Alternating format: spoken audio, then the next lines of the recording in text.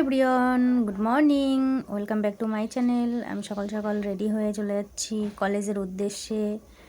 আজকে আমার কলেজে প্রজেক্ট জমা দেওয়ার ছিল, তাই কলেজে গেছিলাম। ট্রেনের জন্য ওয়েট করতে করতে ট্রেনটাও চলে এসেছে। আমি এবার ট্রেনে করে চলে যাই আমার কলেজে।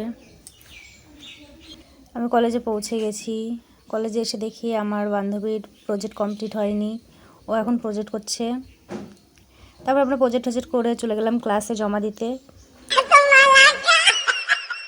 প্রজেক্ট জমা দিয়ে আমি এখন বাড়ির দিকে যাচ্ছি।